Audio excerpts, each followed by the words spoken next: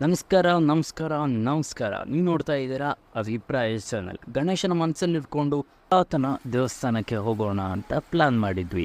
ಅವಾಗ ನಮಗೆ ನೆನಪಾದದ್ದು 1800 ವರ್ಷ ಇತಿಹಾಸದ ಸೂರ್ಯ ಸದಾಶಿವರದ್ರ ದೇವಸ್ಥಾನ. ಈ ದೇವಸ್ಥಾನ ಪ್ರಾಕೃತಿಕವಾಗಿ ಸುಂದರವಾಗಿದ್ದು ಮೂಲದೇವರ ಚಿತ್ರ ತೆಗೆದಿಲ್ಲ. ಆ ಭಾವನೆಗಳು ನೀವು ಇಲ್ಲಿ ಬಂದಾಗಲೇ ಬರಬೇಕು ಅನ್ನೋದು ನಮ್ಮ ಆಶಯ. ಇಲ್ಲಿ ವಿಶೇಷ ಅಂದರೆ ಹರಕೆ ಬನ. ಇಲ್ಲಿ ಕೋರಿಕೊಂಡ ಹರಕೆ ಈಡೇರಿದ ಮೇಲೆ ಅದಕ್ಕೆ ತಕ್ಕದಾದ ಹರಕೆ ಬೊಂಬೆಗಳನ್ನು ಅರ್ಪಿಸ್ಬೋದು.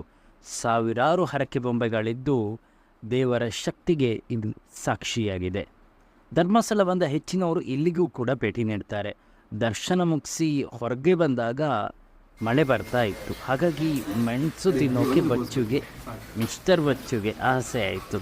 ಅಲ್ಲೇ ಅಂಗಡಿ ಕೂಡ ಇತ್ತು. ಸ್ವಲ್ಪ ಕಿಸಿ ಬಿಸಿ ಆದರೂ ಮೆಣಸು ಮಾತ್ರ ಬಿಸಿಯಾಗಿತ್ತು.